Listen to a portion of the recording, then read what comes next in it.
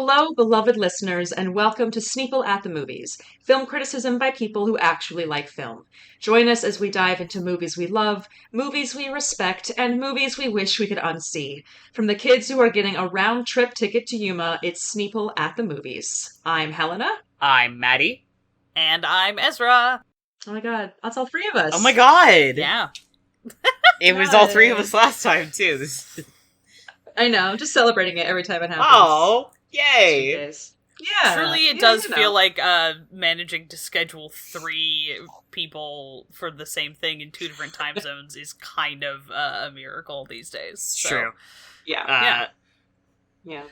Careful listeners may have noticed that we had to skip a week and our schedule is thrown off a little bit, specifically due to scheduling issues. By that I mean my scheduling issues. Oops. Uh-oh. All concerts. And mine, kind of, yeah. because we know that, there's stuff coming up. Yeah. In the future. Yeah. Yeah. Involving planes and trains and automobiles. And automobiles. Yeah. Yeah. Sorry, there was a sound coming from next door. I was like, oh, okay. Everyone. It's okay. We're gonna hustle today. We don't have as much time as normal. So we're gonna get right into it. I have started watching Pushing Daisies, the Batman animated series, the original one, and Batman Beyond. I watched almost all of the first season of Batman Beyond, just today, because they're little 20-minute episodes. God, I love Batman Beyond. That's just so good, to this day. Such a good show. I rewatched Dread in a movie theater, which was bomb. Rewatched My Cousin Vinny. Saw Phantom of the Paradise also in a theater. Yeah, it was very cool. It was very fun. I'm so fucking jealous. I watched Uptown Girls, that classic. I rewatched Oh Brother, Where Art Thou? I watched both of the 310 to Yumas, if that wasn't obvious by the joke for this episode. If you were paying attention. Yeah. I watched... Sorry, I don't know why that was so aggressive. The Mist from 2007. I don't know if there's another one, but I watched that. And then I rewatched the first Guy Ritchie Sherlock Holmes, My Best Friend. I finished rereading Inkspell because I got really excited about the new book coming out in several months, and I was just like, I gotta finish it. And now I'm on Ink Death, which, oh my god, there's so much, so many fucking things. I know. And I've been blaze reading manhwas. There's so many of them, and I'm just num num num, chew them down. Yummy. Always so many. What is that? It is the Korean version of a manga, basically. Oh, okay, thank you. Yes. But it's generally you read them on webtoons or whatever, so instead of flipping a book, sometimes they sell them in that book form, but often you're scrolling down, and so it's a long form, because they're putting them on an app or something. Oh, I see. Yeah. Fantastic. Yeah. That is... I learned something new today. Me. Nicely done. I watched Point Break, which I know because we mentioned it on the podcast, and it got my juices flowing, and I was like, what if I just watched Point Break? Incredible film. Everybody told me that movie was pretty gay, but I actually don't think... I think people were underselling it a little bit, because... I gotta be real with you, my jaw was on the floor for the majority of that film. Yeah, dude. And it's a lot. It's a lot. And it's giving me, every single time I think I have an idea solidified for what I want to do for my birthday episode, it keeps changing. And now it's changed again, thanks to Point Break. So, keep that in your mind. Keep the juices flowing. I haven't decided if it's going to be a two movie thing or a 3 movie thing, but I'm trying to keep it shorter. I feel we could just do a comedic recap of Point Break and have a great time. I think we should do a live reading of Point Break, the entire film. Is what I think should happen. I'm down. I'm ready. Yeah, all right. Let's go, bro. I'm down. I'm down more than anything else, and more than anyone has ever been down for anything before. Anyway, I saw that movie. Also, it looks great. Just want to say that. I saw Janet Planet in the theater, which is the debut film from the playwright Annie Baker. which was really lovely and very special, and it hit me really hard in a lot of different places emotionally, not physically. This movie can't do that. It's a movie. I saw Candyman, the original Candyman, which was really good and creepy. Nice. I've been meaning to do Um, that. I need it to get it together. it is good. I recommend it. It looks really great. Again, I just want to say that thing about like 90s. I'm watching a lot of 90s movies right now. I'm doing kind of a 90s deep dive, as I may have mentioned. And that was something that I had on the back burner. Because the poster used to really haunt me as a child. And so I've been kind of meaning to watch it pretty much ever since I saw the poster as a young kid.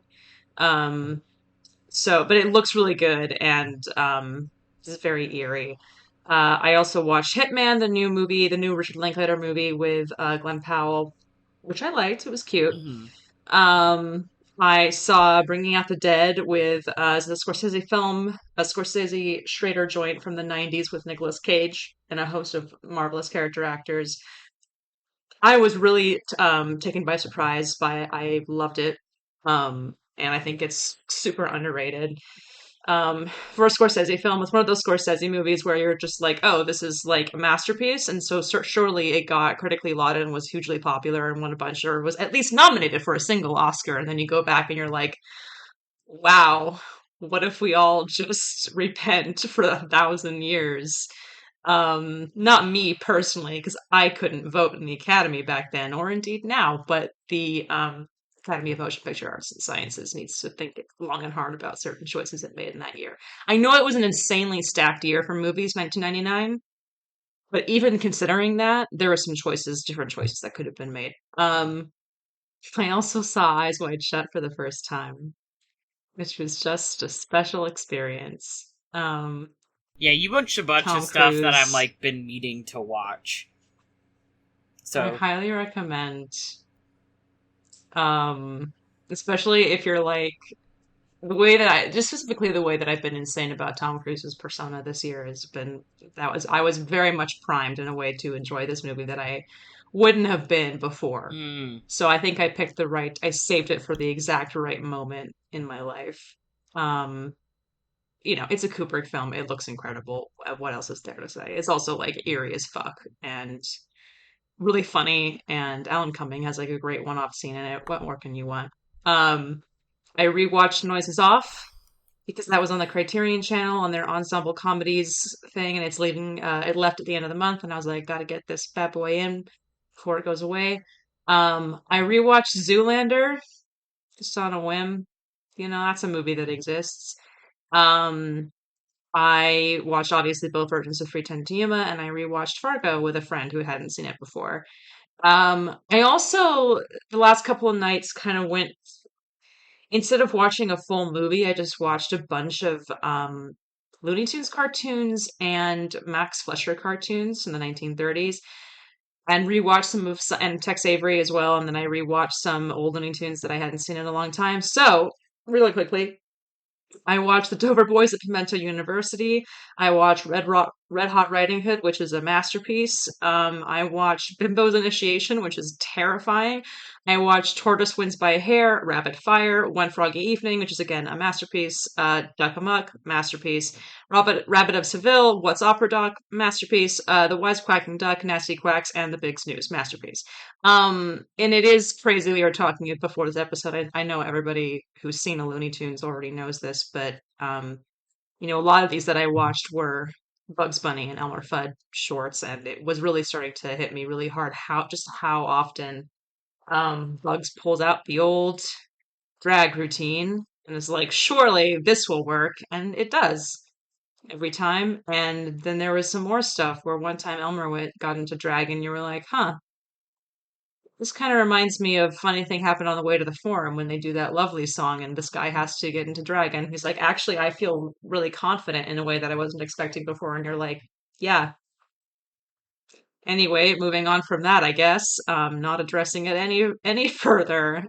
So yeah, 1940s, what a wild time. But much love to Elmer Fudd. Hope she's doing well, wherever she is. And that's what I watched. Sorry, that really got me. Okay, so I saw both Shaun of the Dead and Hot Fuzz at the outdoor cinema on top of the parking garage. I Fuck yeah. I like Shaun of the Dead. I like that movie, it's fun. Hot Fuzz is a fucking masterpiece. Like, obviously that movie was never going to get nominated for anything, but it deserves so many awards specifically for editing, because the number of things in that movie that are just like, what is the joke here? The joke is a smash cut. And it's just over and over and over and over and over again, and every single one of them is fucking hilarious. Also, we joke about the real actual thing where they originally had a love interest, like a female love interest for Simon Pegg's character, and they cut that and gave a bunch of her lines and plot points to Danny, and you think, haha, that's really funny, and then you watch it and you're like, they're gay. That's so nice. For them, they're gay. Yeah. I'm not making assumptions about Simon Pegg and Nick Frost, but the two of them, even when the jokes feel like they should be a little bit homophobic, I'm like, you get a pass for some reason. I don't know why. But you do. I feel that. Yeah, no, that movie's fucking They just have hysterical. such great chemistry, just overall, that it Yeah! is believable. Also, yes. not to bring it back, but I think like you can't make. They only make two, but the number of very sincere but also very funny Point Break references that they make in that movie without getting a little bit of the allegations. It's yeah, no, it's true. It's fine anyway. So that was a extremely fun. I rewatched Pride and Prejudice 2005. I showed my roommate, who is a grown-up horse girl, The Sea Beast, the Netflix animated show, and we both agreed that, of course, if this movie had come out when we were little kids, our parents probably would have had to commit infanticide, because we would have been so annoying. And also, I would do crimes to have a plush of the little blue critter that's in that. It is like, all of those animated movies have to have a critter. Like, I feel like I want to do a critter ranking, and that one is just so good. He's so bouncy. Anyway, I love that movie. I think it's really good. I also went to, so I watched both versions of 310 to Yuma. I finally finished my Dragon Age Inquisition playthrough and deleted it off my PS5. I'm free. I never have to do it again. I win. And I went to go see Seven Samurai in the theater, which is, blah, blah, blah. Movie everyone said was good is good. Oh my god. I was just like losing my entire shit the whole movie. That movie is 3.5 hours with an intermission, and it's riveting. Yeah. Anyway. Also, the incredible variety of textiles that looks so good. It was like it's like a 70th anniversary restoration or something. It is just like, that print is so beautiful, I want to kiss it. Anyway. Is it the one that's coming? Because I saw something about a restoration of that coming to theaters in October, and I'm wondering if it's the same one. It's probably or if the it's same different. one. Okay, because this was definitely kind of restored. wanna I go. think it's moving around for whatever reason. We got it for like a week, at my beloved Pickford Cinema. Anyway, which is officially. The Pickford, I don't know if anybody listens to this who lives in Bellingham, the Pickford Film Center finally got their permits approved to start construction to go from 2 screens to 5 screens, and I am so fucking happy. Yeah. Yay, good for them. Yeah, so. I love that. Support your local independent movie theater, everybody. Absolutely. And shout out to both of us for both going within the past this year, going to see 3.5 hour movies with intermissions or no intermissions at movie theaters. You should just put an intermission in there. Do it. It's just if you want to make a 3.5-hour movie, that's fine. You have to let me pee in the middle. Yeah, and get some entr'acte music and some exit music. Make it beautiful. Yeah. Really No, celebrate the experience. It's great. Anyway. So yeah. But everybody dust off your cowboy hats. It's time for a Remake Rumble. In one Maddie, corner, we have 310 to Yuma. I'm gonna get this wrong. 1957? Yeah. You are correct. And what is the other one? 2007? 2007. Okay, so it is 50 exactly years. But yeah, 50 and so years 50 apart. years in the other corner and 50 years apart, we have 310 to Yuma, 2007. I need a bell sound effect to do the and the match is on thing for the Remake Rumble episodes. I think that would be funny. I bet I can make that happen. Okay, cool. So picture me aggressively ringing a bell like I'm starting an old-timey boxing match. Okay, so this one is like, I think out of all of the ones we've done, this is the one where I'm the least willing to be like, one of these movies is objectively better than the other one. Yeah, I have a favorite. I also have a favorite. But when I was watching the remake, not to spoil my decision ahead of time, but I was like, this is not, I was rewatching it after years of not seeing it, and I was like, this is not bad by any means. No. It's not even average. It's especially for a 2000s era Hollywood Western, exceptionally good. Very well acted, and well shot and everything.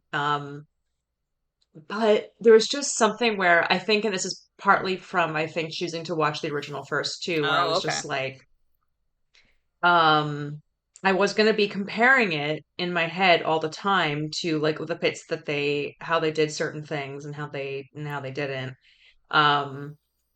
So it's hard for me to say which one I think is better. I think they're both very much movies of their time period, which we're going to talk about, which I think is very interesting. I think that was what surprised me the most, was how much the differences between them were about the difference in storytelling sensibilities and indeed cultural sensibilities. They're both very, which is, I kind of feel like the way Westerns have always worked and why I like them so much is because they are, not to be making cracks about the soul of America or whatever, because the soul of America is irredeemably built on dispossession and murder, but also I'm one of the idiots who lives here, and sometimes you gotta think about the culture, and the reason that I like Westerns is because there are 3 kinds of movies that purport to be about the soul of America. There are movies that are actually about making movies, so they're actually about Hollywood. There are movies that purport to be about the soul of America, but they're about New York City and people who think that the entire world is New York City, which it's not. Shut up, I don't care. And then you have Westerns that are...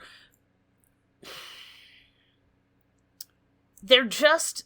they're myopic because they're about America, but they're, less myopic because they're not about, 30 square miles of a city where everyone who lives there is a giant freak. I love all of my friends who live in New York City.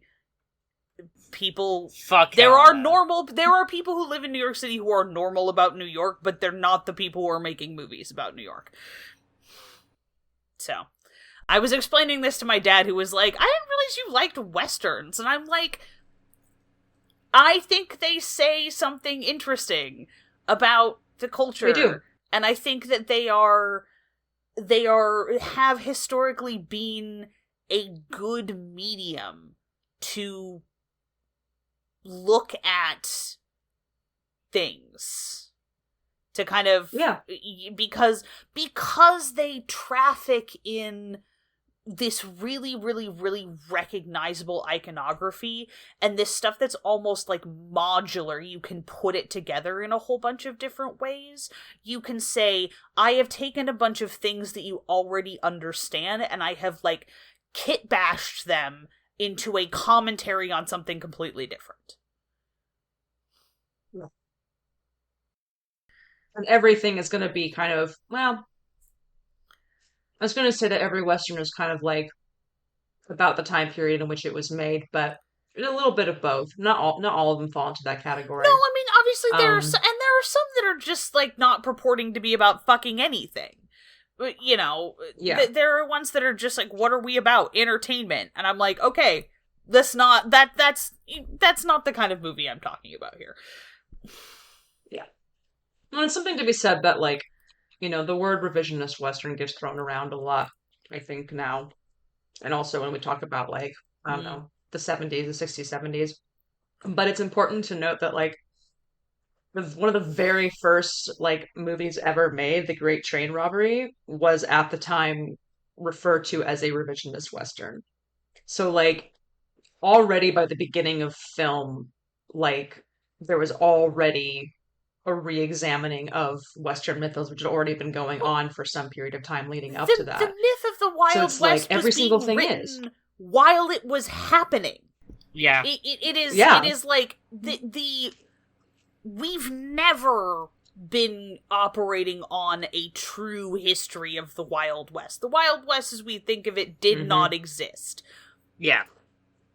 Right. Like, so it's... I mean, that's why, like, the Oregon Trail existed, is because everyone was running west in hopes of greener pastures, essentially, and the idea of, you know, finding gold in California, and, like, there will be a better future out west, and it's just, you know, it's the same, it's all the United States, it's just we have, like, a rainforest up this way.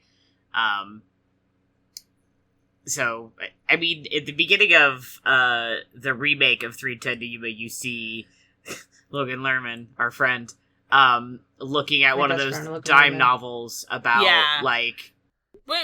black hats and white hats and... Yeah, exactly. And... Thank you, outlaw was the word I was trying to pull. So, you know, it's... Of course there's a level where you're watching a Western and sometimes you just think, like, ugh. But yeah, that doesn't mean that they're, like, all Westerns. It's the same thing with country music, actually, I would say, is that sometimes it's easy to just look at country music and go, ugh. But that's quite a wide blanket to throw. Yeah. And that's not especially in the fair. whole history of the genre. Exactly. Yeah. And it's also not, like, helpful. Yeah. It's like if your reaction is just, ugh, it's like, okay, well, in that case, we'll go have this discussion with someone else, because that's not actually discussion. Yeah, exactly. No, I mean, exactly. Like, I've had that when I think, I watched this movie, and I thought it was interesting, but it's a movie from the 1940s. It's a John Ford Western from the 1940s, you know, and I mean, that's going to narrow it down to some people, but he made a lot of movies, so I could be talking about a dozen different movies. Yeah. And I don't know that they watched it, I thought they looked interesting, and then there was a line that Henry Fonda, hold on, I'm narrowing it down a lot. Henry Fonda's character had in the movie that they were kind of like, because it was kind of like stereotypical racism for that character. And they kind of trimmed the movie off after that. And I was like, I mean, yeah, that's fair, because that's not something that you love to hear in a movie, especially, like, uncritically just said by a character.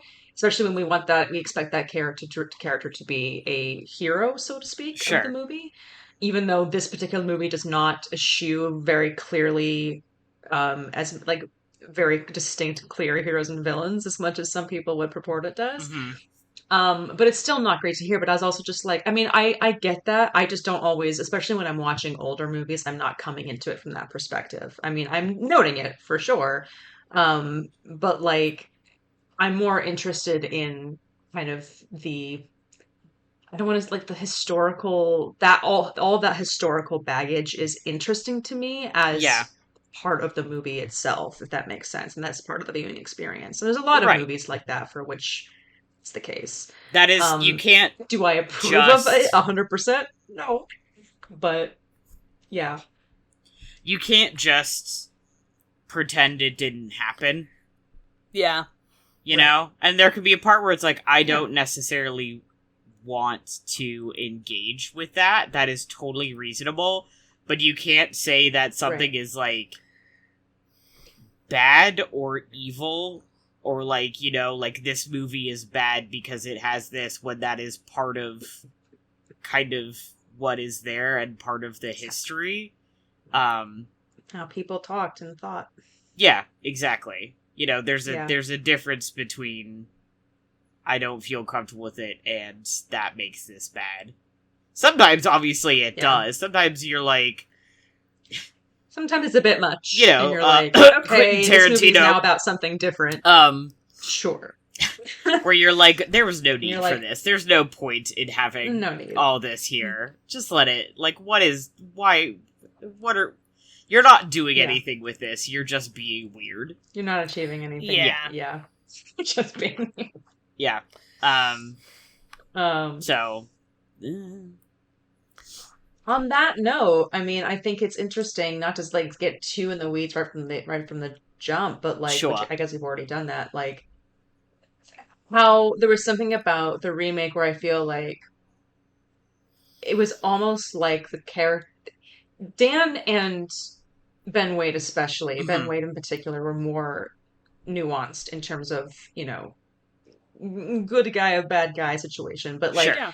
The other characters, I felt like it was more cut and dry in a very interesting way. Agreed. Where I think some people sometimes expect older movies to be a little bit more, and certainly some of them were a little bit more moralistic, a little bit less nuanced in that way. Yeah. But for example, like in this movie, in the remake, you got all of these people who start out transporting, Ben Wade to Can I just contention do you want me to just Dan. do like a really quick, you know, like 5-sentence Sure, yeah, let's do that before we get into it. Your movie opens, stagecoach gets robbed, like gang of outlaws robs stagecoach, local rancher is tangentially involved in this. Local rancher is short of money, agrees to, in exchange for money, assist in transporting leader of outlaw gang Ben Wade to... That's like, well, what are we going to do with him? They need to go from one town in Arizona to another town in Arizona, where they will put him on a train that runs to the titular train that arrives at 3:10 in contention, going to Yuma prison. So your main characters are Ben Wade the outlaw and Dan fucking what's his last name? Dan Evans, who's a down on his luck rancher. And then you put them in a pressure cooker. Yeah. Yeah. Dan agrees to do it because he needs the money. There are more pressures to bear on him in the remake, where you have this guy, this banker basically, who owns his ranch essentially, and he's defaulted on his payments because one of his kids got sick, so he sends his guys to burn his ranch, and then it's just kind of like, I mean, yeah, typical banker behavior, typical landlord behavior. It sounds about right. But it's like, yeah, I need the money. And I mean, he agrees to do that in the original for similar reasons, where he's like, the rain hasn't come in a really long time. Yeah, there's been a drought for 3 years. And either way, it's a situation of I need $200 to either pay back my loan so they won't take my land, or I need $200 to see if I can get basically like 6 months of water from this other person who's holding up the creek. Because otherwise, but either way, I need like water so that my ranch doesn't go under while we're waiting for the rain to eventually come in. Yeah.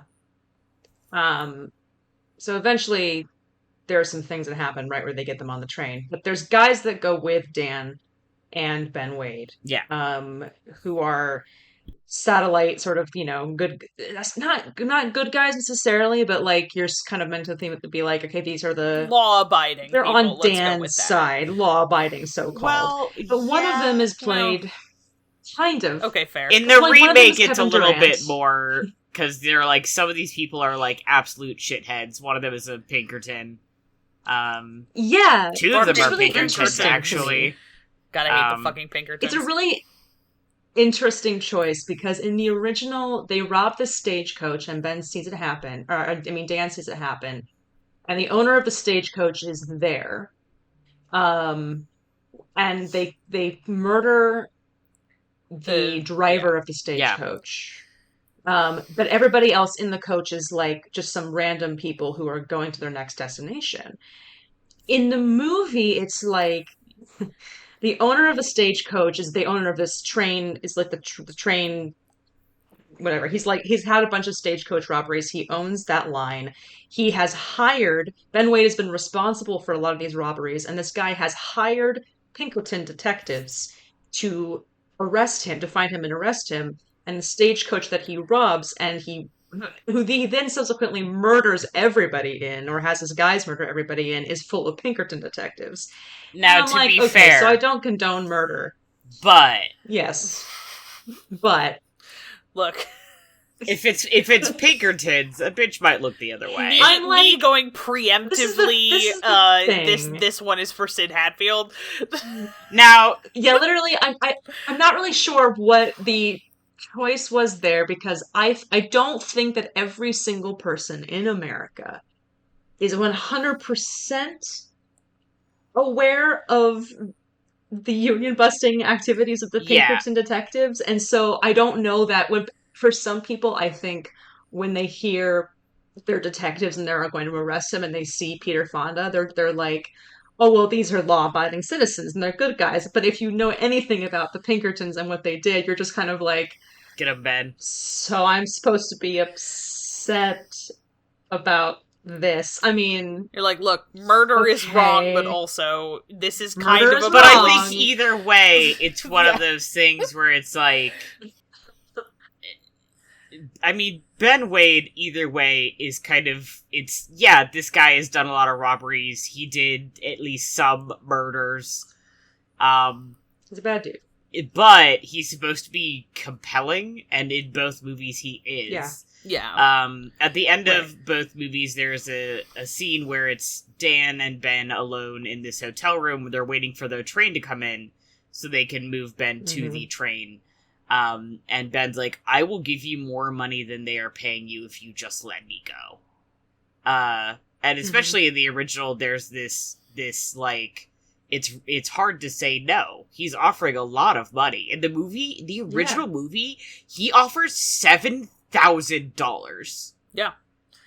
That is like, which be a lot of money, mind-blowingly rich for the rest of your life levels of money.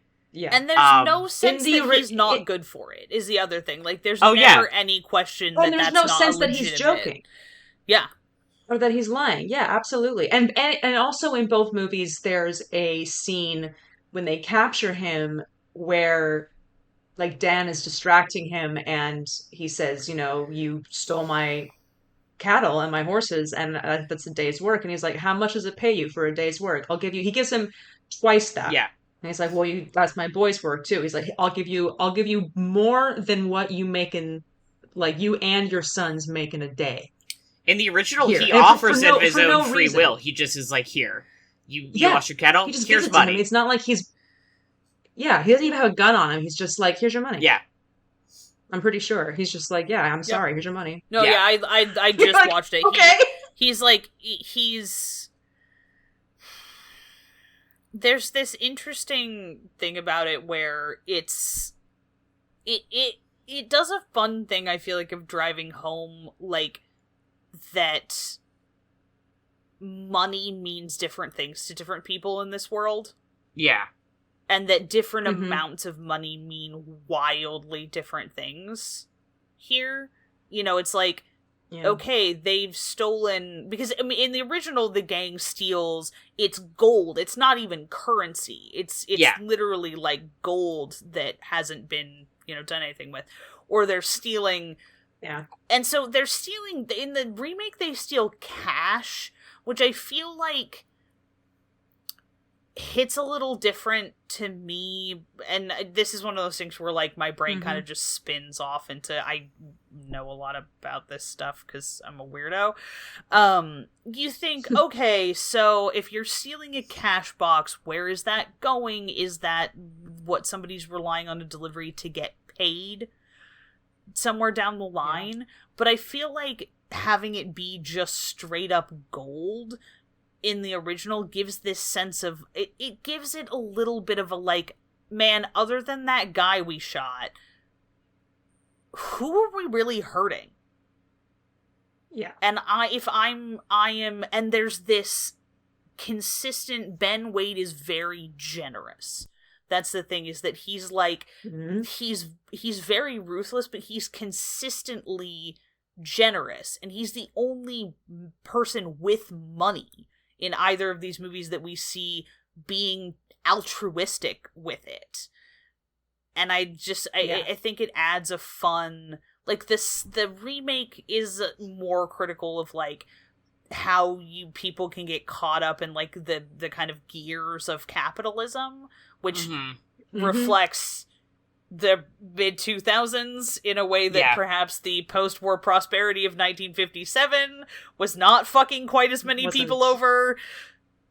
Yes. Anyway, and that note, I like thinking about the moralities of all of the different like characters you have here, which like beyond Ben and Dan, where you have like Peter Fonda character who's like a Pinkerton. He has some authority because he's like Peter Fonda, but then he's kind of a shithead. So you're like, okay.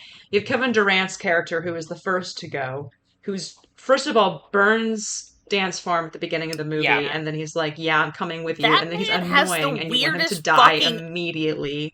I forget that. He always gets typecast in these parts. He has very distinctive eye sockets. I know that's a fucking wacko thing to say, but I mean it. Hannibal Lecter. Yeah.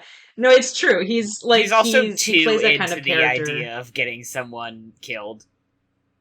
Oh, yes. He is very much like, he is not like, everybody has a different relationship to like the law and also to justice, which is not always the same thing. And he is like, I am so fucking hype about getting to use this like veneer of like exercising justice as license to do violence. My man is just like, I'm a cop. I love cop shit. I want to kill people. Abuse power, yay. Yeah. That it's like, it. I love my state-sanctioned violence. Yeah.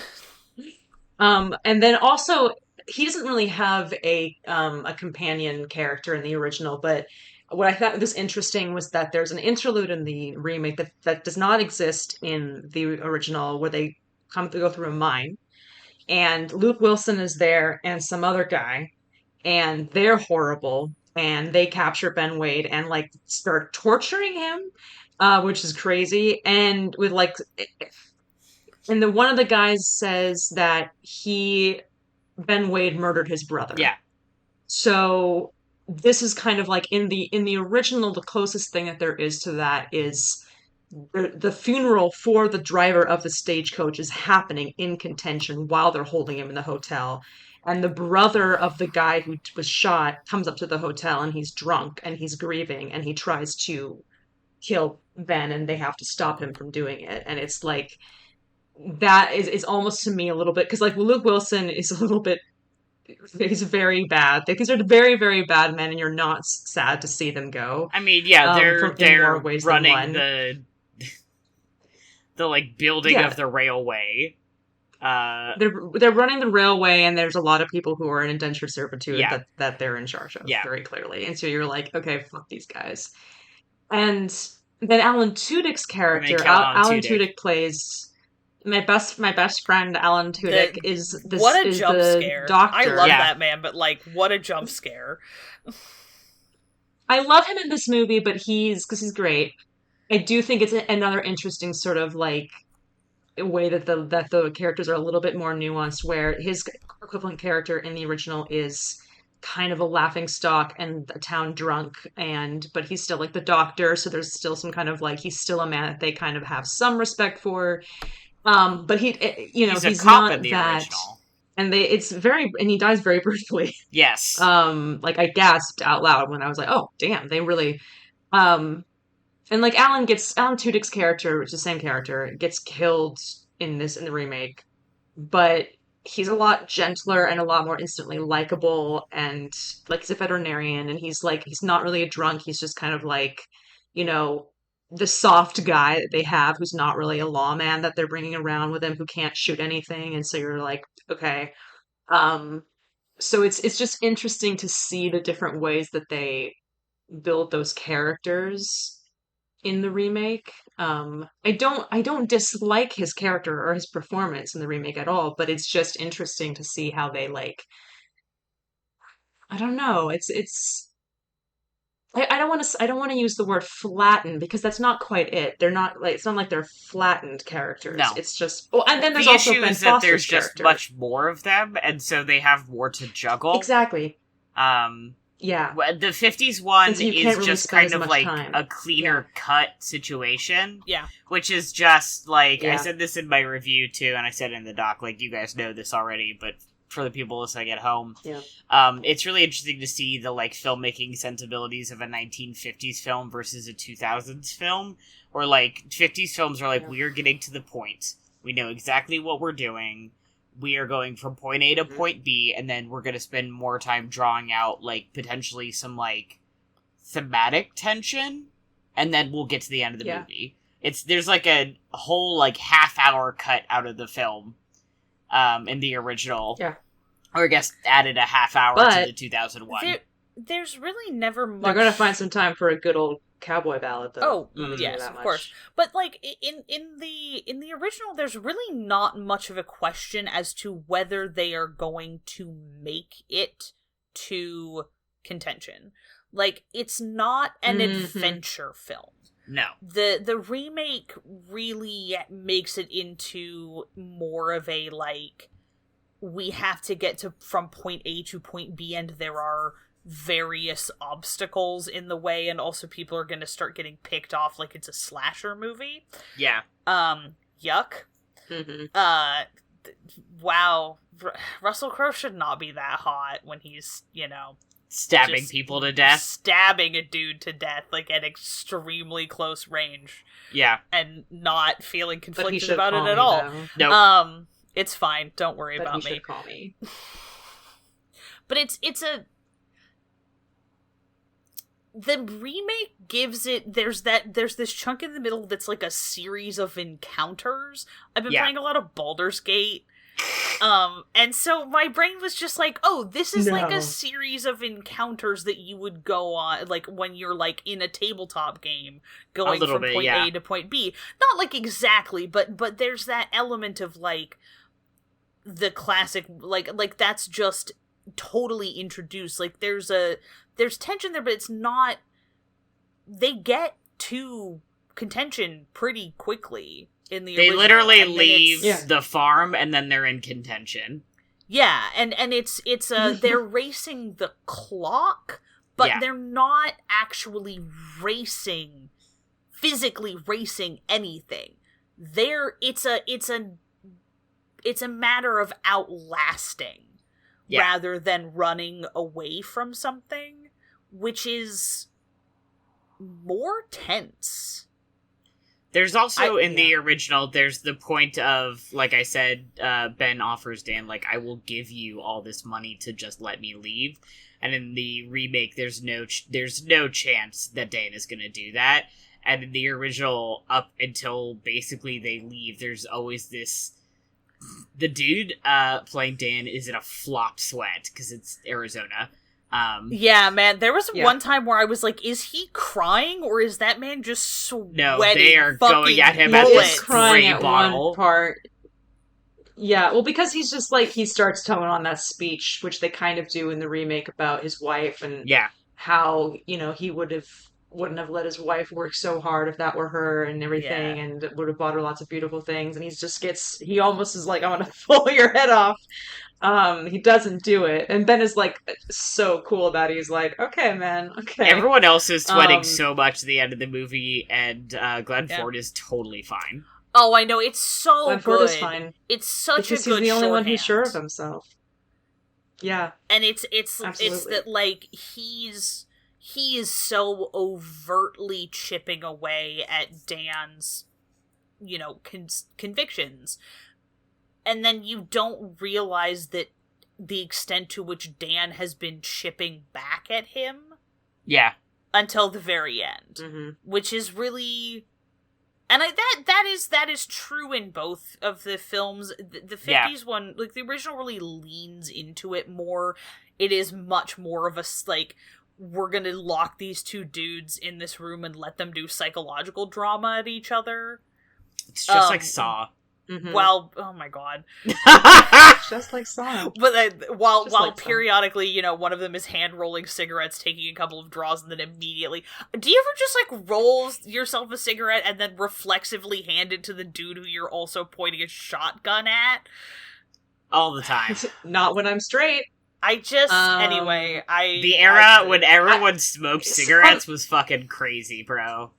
Yeah. Everyone just always On that assumes note, other too, people want to smoke cigarettes. Love the 50s for that. Truly. Truly insane. Anyway. I do appreciate how much gayer the remake is. Yes. However, Crazy.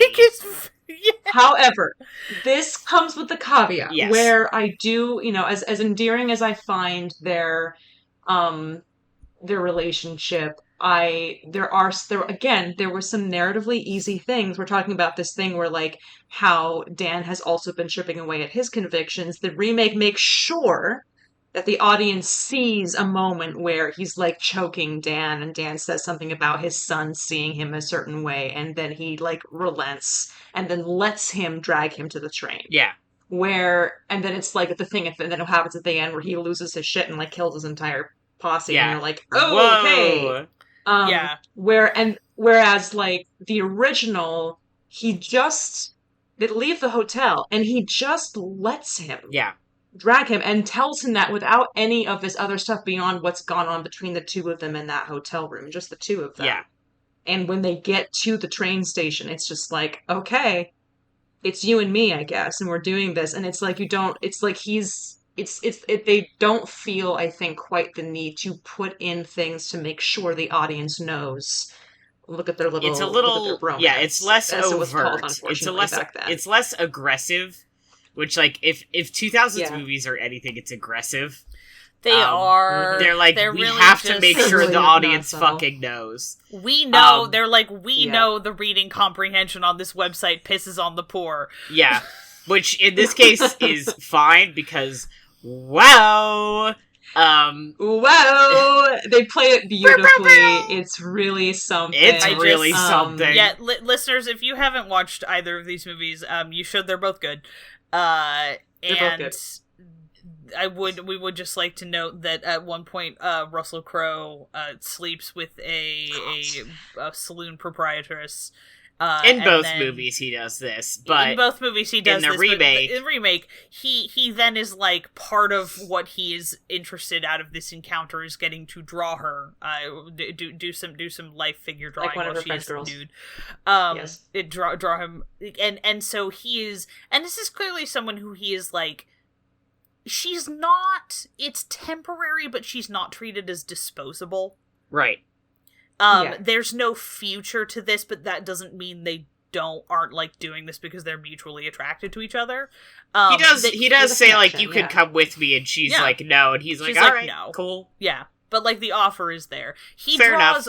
He draws three things in this movie. He draws the hawk at the beginning that he clearly Mhm. feels some way about. He draws his female sexual partner, and then he draws fucking Christian Bale on the first page of the Bible. And you're like, you open it up and you fucking see Bible and the oh Holy my God. Bible, and then Dan right over it, looking out the Yep. window with a gun in And his hand, and you're like, I feel crazy. Listen, like, it's obviously I've seen this movie before, Yeah. but when they were having that conversation where you see that and you see this fool sketching in this Bible, I was like, is he fucking drawing him right now. You know it. I bet that's what's You know what's it, happening. brother. And then the way the reveal of it is just is totally incredible. Yeah, because his it is fucking like, they've left the hotel. son opens it up and is like, "Where's my dad?" And Ben Wade opens the Bible, sees the picture that Ben Wade has drawn of his dad, and is like, "Oh fuck, the train." And then the train, they leave. And then and Logan Lerman also has to watch like Ben Wade get out of the car, shoot his whole crew for killing Dan. Okay, hold on. Let's back it up, flip it, and reverse it. Let me clarify. So this scene, they get to the train. Russell Crowe gets in the cage of his own free will and leans out and looks down at Dan and is like, "Well, it seems like you got me in the cage." Looking up at each other, and then Ben's crew shoots the fuck out of Dan and like kills him. He drops to the ground. Benwood gets out of the cage. His buddies are like, "Hey, here's your gun back." Throws it to him, and he shoots all of them. All of them. Like, all of them. Who just broke him out of jail. So crazy. Like, because, like, Ben Foster's character in this movie, Ben Foster plays the, like, kind of second in command. Charlie. Who's also kind of a little bit obsessed with, totally. Obsessed with Ben. Who is quite gay coded, like, and is, like, very specifically, like, extremely loyal to Ben, to the point where the crew's like, "Well, maybe we should dip on him," and he's like, "No, are you fucking kidding me?" Yeah, we've got some fun attack dog vibes. Yeah. Yeah. And it's interesting because, like, there's a scene, because so what happens at the beginning of both of the movies when the driver is shot is that the driver is shot in the original because the driver pulls one of his members of his posse up and, like, holds a gun to his head and is like, "Don't do anything else or I'm going to shoot him." And Ben is like, "Oh, okay." And then he shoots both of them. And it's like, that's what good that is. And then they do something like, they do that in the remake, and then also in the remake they go to the bar and he says something like, "Charlie," the other guy that they shot was like, he was stupid. He was a coward. He was something like, he was because he let the side down, basically. Like, he failed to adequately clear out the wagon, got himself taken hostage by one remaining Pinkerton, and was shot for his troubles.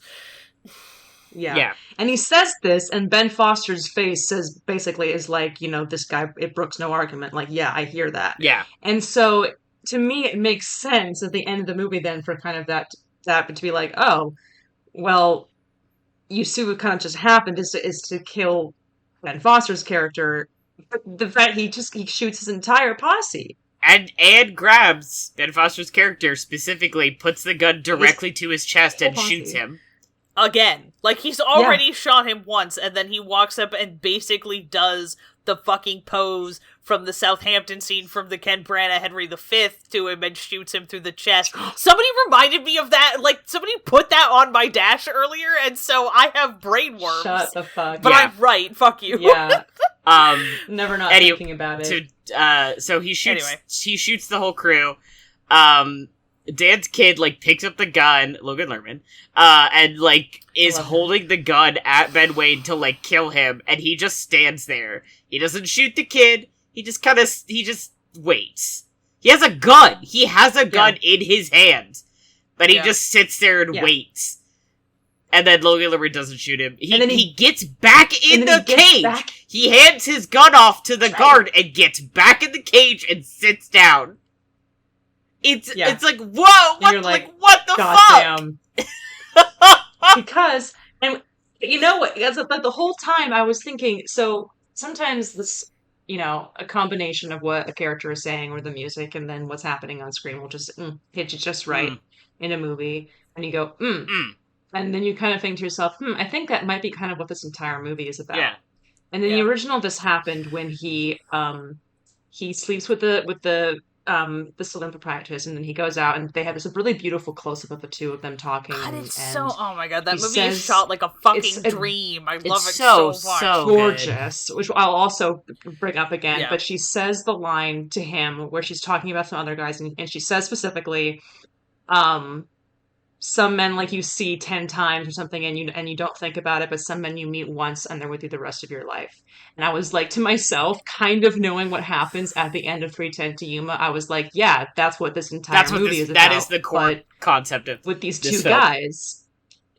And so that line specifically is not in the remake, but it still is apply. It's like, wow, this is what that thing is for these two guys. Like, he's still gonna break out of Yuma, but it's like now this thing has happened to him, you know? Crazy making. Yeah. Well, and I feel like in the you have the interesting thing in because your sort of big obvious thing is that in the original they get on the train and like together and both together, both of them of their own volition. Like Ben Wade is convinced to get on the train. Dan Evans does not have to die to do this. They both get on the train. They, like, agree to get on the train. Yeah. And they have kind of a laugh about it. It's like, wow, after all of that... And then like, it rains. It rains. Dan's problems are solved. You know that Ben is going to get back out of Yuma. It's not about... this. Nothing about this is final, but they have both... that doesn't change the impact or negate the impact. In the remake, the thing that, more or less the thing that I feel like really the thing that makes it kind of finalizes all of the decisions is that Dan dies. And he's kind of been headed towards that the whole fucking time. You know? Yeah. And part of it is because the main tie with his family in the remake is his sons. His wife is there. There's nothing going on there. She is like, the movie does not fucking care about her. She's a lamp. You know, like she's such a nothing character. No slight to the actor's performance. She does a great she does a great job with literally nothing. That role is better in 1957. Significantly so. Significantly better because which is crazy. Because his wife is the one who comes after him originally, and she says everybody's trying to talk him out of this, and they're saying like, you know, the guy who hired him is like, I am absolving you. You made a promise to me. I am releasing you from that promise, and I will still pay you that $200. There is nothing. Yeah. And his wife is like, I don't want a hero. I want you. I want you to come home. You don't have anything to prove to me. And she's like saying like, if I made you feel like you have to do this, if I complained too much, if I ever made you feel like you were not enough of a man for me, that you have to go and prove it like this, that's wrong. You're wrong. That's not what I want from you. I want you alive, and I want a life with you. And you turn around, and in the remake, it's about what is Dan leaving for his sons, and there's just an unavoidable thing there where like everybody's parents die. Like, I don't, you know, I fucking hate saying that, but like there's gonna be a point at which he is going to be a memory for them. That is how time works. That is how families work. And so because he's so concerned with like, what kind of example am I going to set for my sons? And he feels like he's been thwarted at every turn from, like, living as the kind of example he wants to be for them. The only way he can make enough of an impact to feel like he's, like, done the, like, I have done my duty by being a good example for my sons, is to fucking die. And I'm just like, I don't know what that says about masculinity, but I don't think I like it. I don't know if it's actually... No, and it was interesting too because in the remake there's way more aggression as well. I'm so sorry. No, it's good. It's all very good. No, I know. I'm just like mostly I'm looking at my Lerman. levels. And I'm like, I need to get farther away from my phone, from my microphone. Maddie, I'm sorry. It's all right. I think Logan Lerman is a stupidly, especially for his age when this was made, a stupidly good actor, and I think he's wonderful. He is so good. However, yes, this is not annoyingly good. as an actor around the same age as him, I hate you. I hate that he's that good. I love him, but I hate that he's that good. It annoys me. But his character is a lot more aggressive in his disappointment of his father, which is just not as present in the original. There is in both of them this kind of through line of like people who stand around and do nothing. Yeah. Yeah. And which is very, very 1950. It's very much a similar through line to High Noon, to where you have this guy, and it's like there's this dilemma of him standing there and watching the stagecoach getting robbed. And in the remake, Logan Lerman's character is like, why aren't we doing something? Why aren't we doing something? Why aren't we doing something? And there's a really level of disappointment and disgust at him witnessing his father not doing something. But in the movie, in the original, there's this kind of like general sort of idea of like, from Dan's perspective, of not being the person who stands around and do nothing, and what that means to him as a person. And it's not like a criticism of him from his wife or his sons. It's like it's shown through the movie where like, and Ben tells him like, you have this many people now, they're not going to stick around. And eventually, like, one of them gets killed, and then Butterfield is like, I'm out too. I'm absolving you. So which one of us is going to do the right thing? And what that means, like, for your own personal morality. Whereas in the remake, it does feel a little bit more like you're right. Like, he has something personally to lose in the eyes of his son if he doesn't like absolve himself. I think it ends up in a weird way being the difference between like the original movie. There's a lot of people who stand around and do nothing, and the film is quite clear that all of for the most part, those people have pretty much understandable reasons for doing that.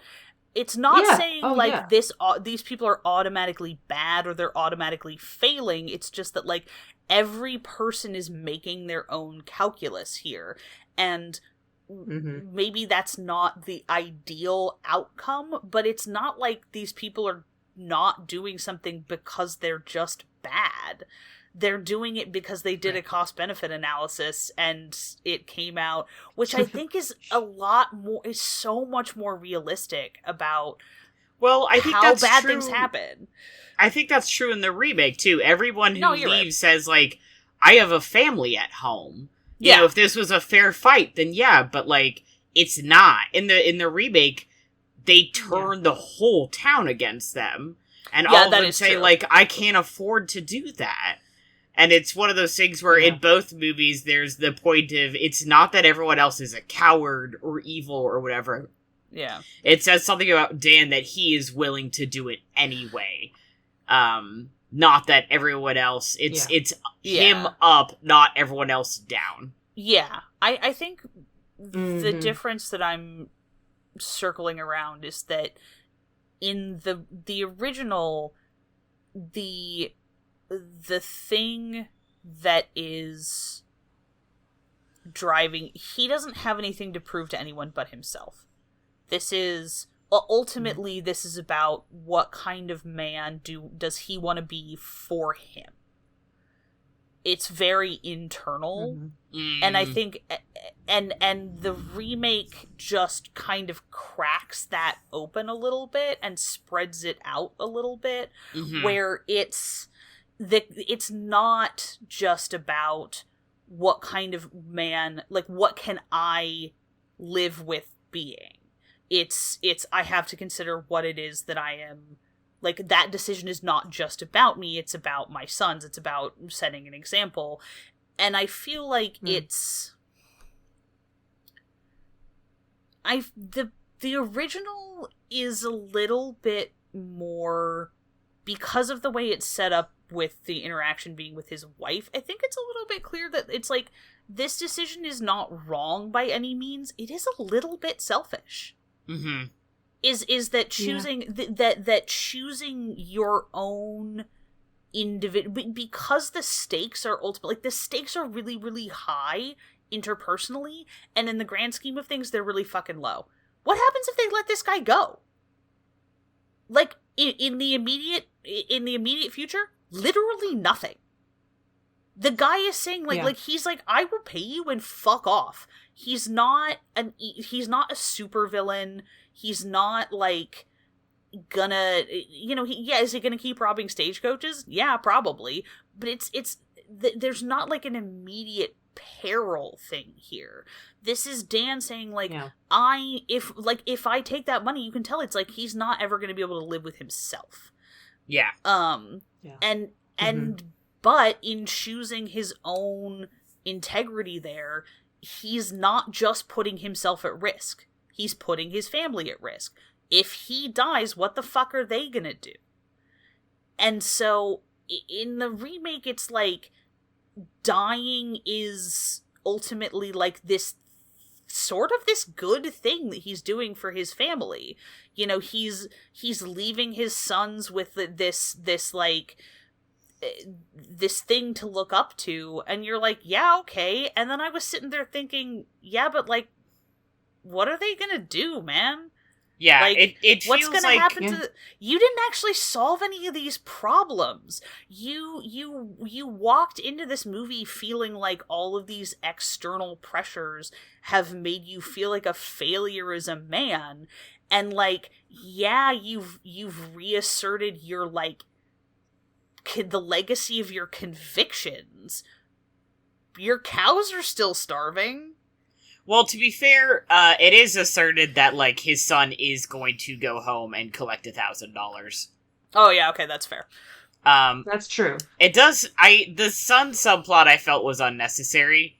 I was kind of like, this is just, and also I spent a lot of the movie being like, I mean, he's acting like this because he's 14. Exactly! Like, exactly. Dude, he's 14. Like, of Everyone's course he's being a when they're bitch. 14. Like, you don't need to feel like, to be like, oh, you don't need to feel like, he's oh, so my son judgmental and hates such a me. profound judgment of character. I'm letting him down. He's 14, dog. It's like, dude, I'm sure you were a jackass to your dad when you were 14 too. Also, send his ass home. He's like, oh, he's just gonna follow me again. Yeah. Send his ass home! You're his dad. Yeah. What's he gonna I don't love seeing Yeah. Logan Lerman's beautiful sea green eyes. Yeah. That were so perfect for the role of Percy Jackson. Yeah. That was tragically that's what it directed is. by... I was like, what? Directed poorly. What the fuck was up with Logan Lerman? Really, We let my boy down. Yeah, whatever the things that Logan Lerman was in were things that like other people around me were really into, and I was like, I don't know what the fuck you're talking about, so I'm just gonna look him up really fast. Just a beautiful young but I will is say, the thing. I did not get the feeling that Remake Dan went into that thinking, I want to die. Oh, no. Like, I want to die to leave this legacy for my sons. I think he was, in a different way, the vibe had said, it was very much like, I have to do this to prove myself to my sons. Like, because he literally says that. But it's the, like, I have to do this so I can prove myself to my family that I'm not just some, like, asshole who can't do anything right. And then he ended up...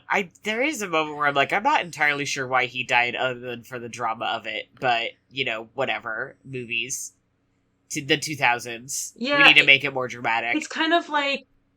It's interesting, like, the whole drought subplot, the rain thing. In the remake, Ben points out the rain clouds and says, looks like the drought's over. And then Dan is killed at the end of the movie. In the remake, in the original, Ben, I think, still points out he says, the clouds. Yeah, that it's like the rain is coming. Yeah, you hear Dan, thunder. Yeah, and Dan says, there's thunder, there's rain. To his wife, says, there's thunder, there's rain coming.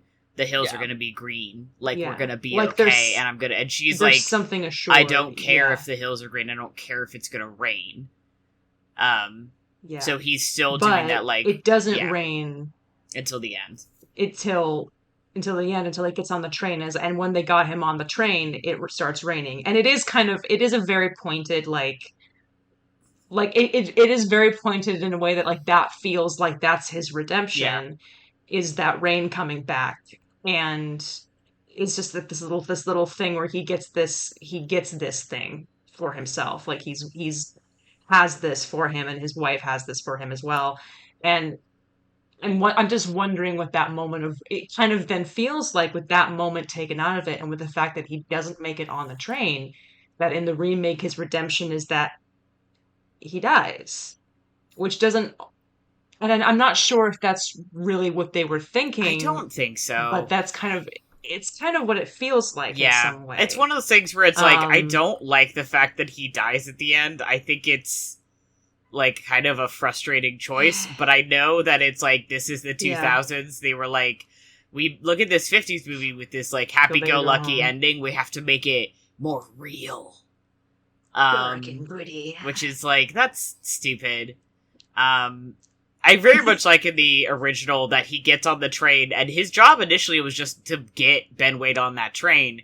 He's like, no, I'm going to take you all the way Yeah. to Yuma instead. My job ends with you in Yuma, which I find it charming that, like, they decide to keep sticking together anyway, even though it's like, this contract is technically over, that he's like, Yeah. I've decided to see this through even further. It's very interesting. It's fun. Yeah, there's... And they got the whole train ride. They got the whole train ride to make out. Oh. Yeah, there's a... I very much like the remake. That was the first version I saw a few years ago with producer Ben, not Ben Wade. Mm-hmm. But there's a couple of things in... I was just gonna say, there's a couple things in the remake that we've mentioned, like, most specifically the son subplot and the fact that he dies at the end, that I just am like, I don't understand why you did this now, seeing the original and knowing that it's different in the original. You just added this in because you felt like it. Anyway. Yeah. I was just thinking, I'm like, I saw this in a theater when it came, like, I saw this when it came out in a theater with my parents. They took me to go see that. Yeah, sometimes I just am like, the patchwork of what I was and wasn't allowed to watch in a movie theater is so interesting to me. That's very funny. That movie gets so gory at times. He stabs a man to death with a fork. Yeah, he 100% does. I didn't really remember that part. Sure there, though. Sure is there. I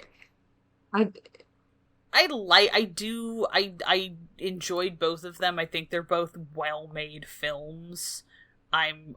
This was a really fun Remake Rumble because I'm not sitting here going, one of these movies was a giant waste of film stock. Yeah. Yeah.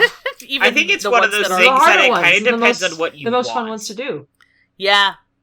Sure. Yeah, that's a good way to think about it. Is like, what do you want something that is that, like, cleaner cut black and white film, like, more straight to the point, and like has just kind of a different feel to it, and also has a banging little theme tune. Banging. I love movies don't have little theme songs anymore, and that sucks. I have it on my Spotify now. Like, that's how much I like that. Yeah, it's so good. Damn. They remember what they took from you. Rhymed Yuma with some word that ends in like an R or whatever, and I was like, that's a stretch, but that's okay. Helen, I know you need to go. Well, yes, but I do want to talk before. I don't want to leave this episode without talking about in more depth a little bit how the original looks. Sure. Because that was very much on my mind when I was watching the remake, where, like, okay. Specifically, there is a shot where I was like, here it comes. Because they go, like, him and his posse, Ben's posse, go to the saloon. There's the proprietress who's lurking there. She pours them all drinks. They're all sitting in the row, and the camera is facing all of them. And she goes along the line, each pouring whiskey into their glasses. And every single one of them, you see them turning their head and looking at her as she's going down the line towards Ben. And it's such a perfectly blocked shot where I was just kind of sitting there going, like, there's so many dudes on that bar, and it's really impressive. There's so many dudes on that bar, and every single one, like, the rhythm of it is so beautifully done. And so when they got to that part in the movie where they go to the bar and she's there and she starts pouring him the drinks, I was like, this is fine. Like, there's nothing really necessarily bad about this setup.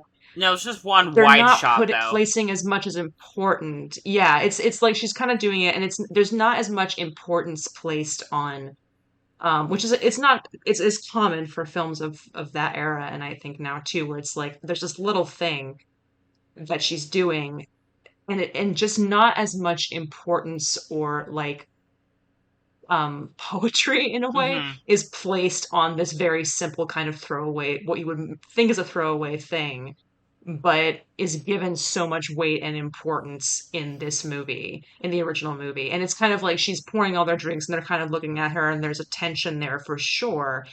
They're much closer into the camera. There's not as much consideration for, there's not as much like blocking in that sense to kind of get everybody in the same shot, which is, again, it's fine.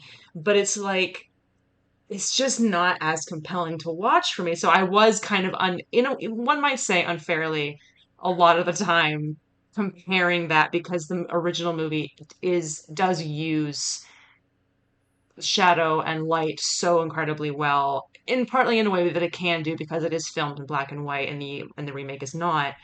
And the way that it was blocked and the way that it was just, the camera was set up, to me, was so much more interesting in so many ways than what decisions that the remake chose to do. There were a couple of shots in the remake where I was like, "Oh, damn, that Oh looks really yeah, cool." there are some really good But shots.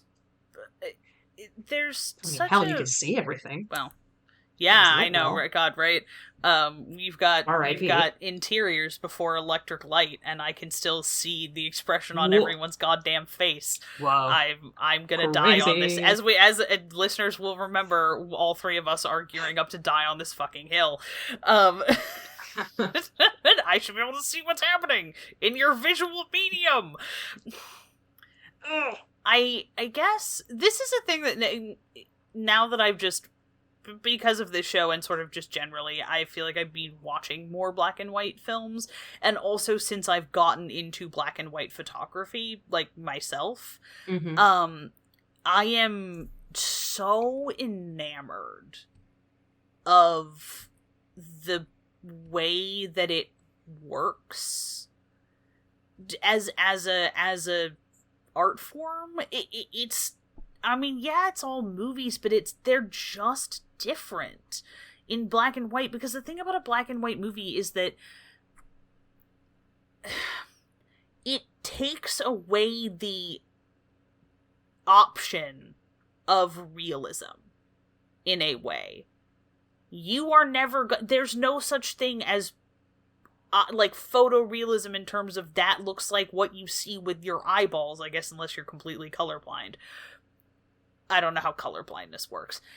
I don't think that's how color. Not like that, I think. No, not like that. But it's a there's this automatic artificiality to it, and I mean that like in a good way. I wrote this down and I want to see where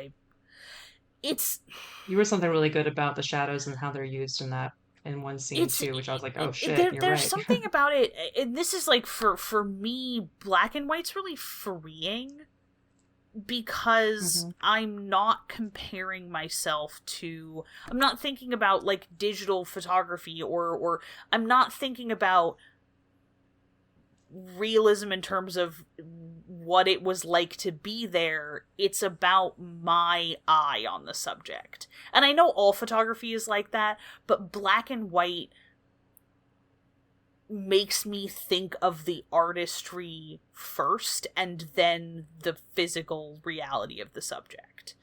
And like, obviously that's not, you know, that's just a thing that shows up sometimes in black and white film, but you just can do, there's so many options for things to just, in the middle of an otherwise completely mundane scene, you can just get these flashes of these like incredibly striking contrasts that are just a lot harder to do in color. Specifically, I'm thinking about like the way that in the big long extended scene in the bridal suite in the original film, there's all this like carved ornamented wood and stuff, which is very period accurate. And it's a lot of it's like sort of like almost like banister shapes. Like there's a lot of like narrow carved wood things that are like tapered and have little balls and that kind of stuff, like the way you would think about like a really ornamental like staircase banister.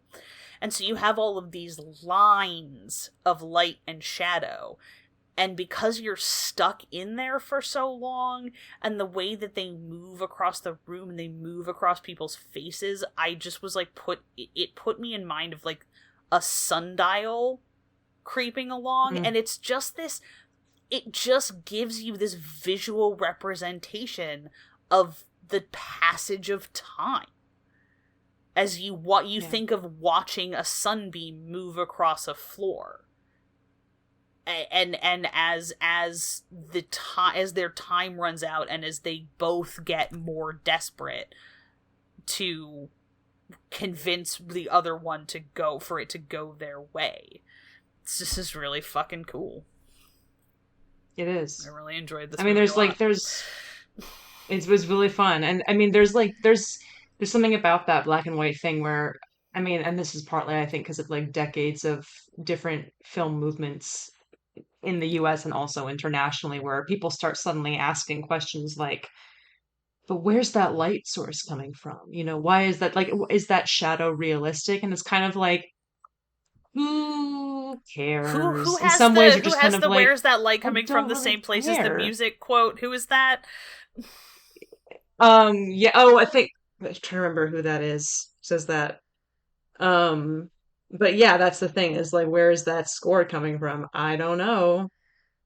In their minds, like in your minds, in their minds, who fucking knows? It's like there's no expectation of realism because we know that we're watching a movie, and that's something against like hyperrealism or, you know, the 70s like John Cassavetes movies or anything. I love shit like that. Which it's have not their like own I don't formal love shit like thing. that. Yeah. It's just but that it's just also a different thing where sometimes you don't need it. Yeah. But I think unless some people have, you know, more points we want to add, I think we're coming to that time where we have to definitively choose Oh God, I know. If we can, it is the Remake Rumble. Does anybody have anything else they want to add in either one's favor before we? So I am still sticking by my point of it depends on what you want. I think Yeah. I am very inclined to go with you. They are both good movies, and they are doing something very different from one another. So yeah. Okay. I have no more thinky thoughts.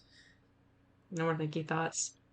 I think they're both really good movies. I think that especially if you are a Russell Crowe enjoyer, I think this is one of his best movies. He's so good in this. He's so good in it, and he's so sexy in this. He's also like it's almost awful how attractive he is in this movie. I don't know what to do with myself. It's agonizing.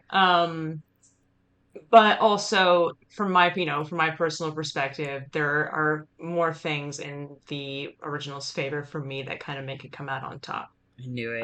That is not to say, unfortunately, that is not to say again that I don't think this is a much closer and a much harder to decide Remake Rumble, I think, out of all the ones that we've done. Oh yeah. But it's still a little bit in the original's favor for me.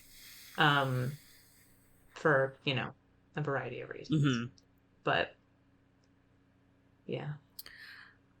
I am wondering now if my thoughts on the subject would be different if I had watched the original and then rewatched the remake, because while I had seen the remake before, it had been how long ago was 2007? I don't think I have watched it since then. I think I've only 17 seen it years the one time. Yeah, so I don't think I had seen that movie in 17 years. I've watched a lot of movies in the intervening 17 years. Yes. I have, I have a different, just my perspective on shit is different. I'm a different film goer. than I was. I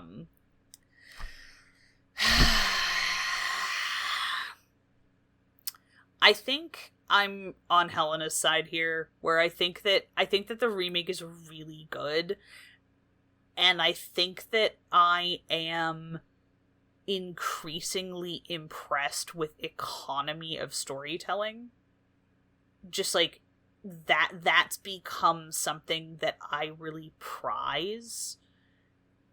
Personally, I'm not saying that I think it's necessarily the superior film, but my personal pick, the original edges out the remake by, like, we're talking, like, percentage points. Like, not even a whole point of score. We're in the, like, this is not like the Russian judge is giving it a 4 thing. This is like, is the, like, it's on the line, they both have a lot going for them, but the economy of storytelling of the original, I think, is what puts it over the edge for me. All right, well, it sounds like the original has bagged the win here. I have not changed my opinion, but it is a 2.5 to 0.5, I think. So okay, that's fair. I will say I'm forcing myself to choose. I do agree with you that it's like, depending on what you want here and like what kind of, and even like what do I want, like, today? Yeah, not even necessarily like what appeals to you blanket statement, just like what are you in the mood for? Yeah, I think that's kind of my thought, is it's less like this is what I always want and more of a, like, because for me it's just like, I don't know, what kind of movie am I feeling like today? Yeah.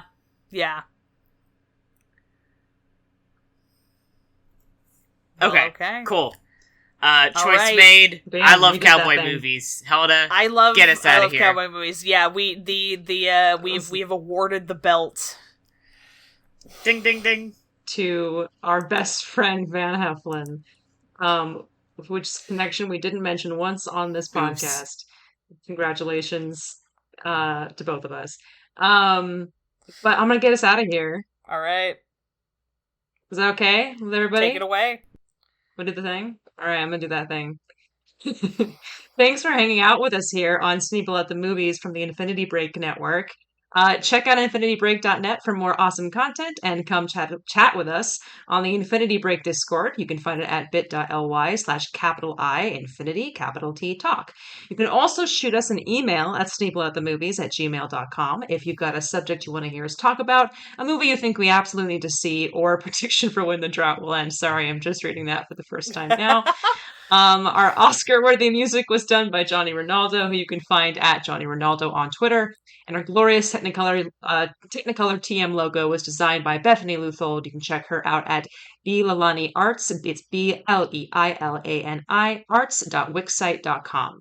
If you enjoyed listening, please leave us a review on iTunes and share the show with your friends, your enemies, and your partners in crime, and that cowboy that you have weird sexual tension with.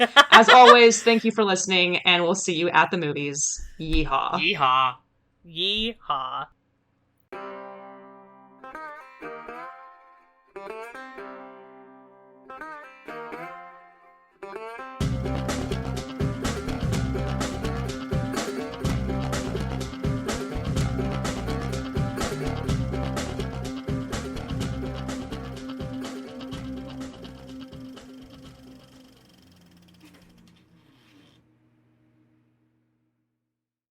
My favorite thing about being the person who writes the jokes is writing it and then waiting for one of y'all to read it without having read ahead, and then I just hear the brief pause as you're trying to get it out without laughing.